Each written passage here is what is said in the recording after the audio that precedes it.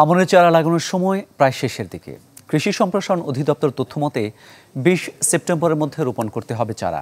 এই অবস্থায় বন্যা দুর্গত এলাকায় নতুন করে চারা তৈরি করে তা রোপণ করা অসম্ভব বলছেন চাষিরা। এই অবস্থায় প্রযুক্তির সাহায্যে স্বল্প সময়ে ধানের চারা গজিয়ে তা আবার কৃষকদের খেতে বিনামূল্যে রোপণ করে দিচ্ছে বেসরকারি প্রতিষ্ঠান এসিআই। দেশের খাদ্য নিরাপত্তার স্বার্থেই প্রযুক্তির এমন ব্যবহার নিয়ে বন্যায় ক্ষতিগ্রস্ত কৃষকদের পাশে দাঁড়িয়েছে বলে জানায় কৃষিভিত্তিক বাণিজ্যিক প্রতিষ্ঠানটি। বন্যায় সব হারানো কৃষকদের এভাবে আমনের চারা রোপণ করে দিচ্ছে কয়েকটি রাইস ট্রান্সপ্লান্টার। তবে কোনো কিছুর বিনিময়ে নয়, একেবারেই বিনামূল্যে নিজের জমিতে এই আমনের চারা রোপণে বেশ উচ্ছ্বসিত ফেনী জেলার সোনাগাজীর কৃষকরা। বলছেন খুঁজে পেয়েছেন বন্যার ক্ষতি কাটিয়ে ওঠার নতুন অবলম্বন।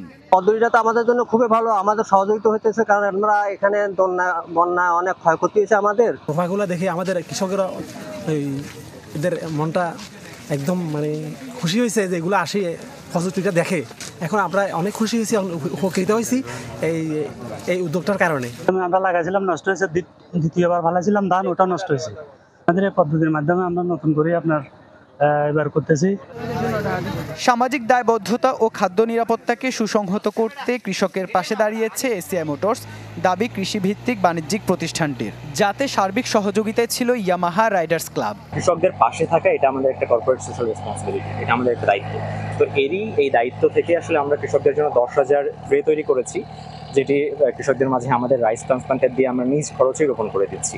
এক্ষেত্রে আমরা এসিআই সিড থেকে আমাদেরই উৎপাদন করা সিড যেটা আমরা নিয়েছি বিনামূল্যে।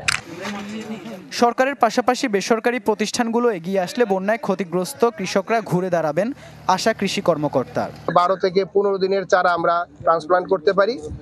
এক্ষেত্রে দেখা যায় যে কৃষক স্বল্প সময়ে চারা রোপণ করছে এবং সঠিক সময়ে চারাটা জমিতে বপন করার কারণে তাদের যে কাঙ্ক্ষিত ফসল লক্ষ্যমাত্রা এটা অর্জন করতে তারা সক্ষম হচ্ছে। স্মরণকালের ভয়াবহ বন্যায় ফেনীতে 1,66,790 কৃষকের 38,087 হেক্টর কৃষি জমি ক্ষতিগ্রস্ত হয়েছে। ইবেন মির, চ্যানেল 24, চট্টগ্রাম।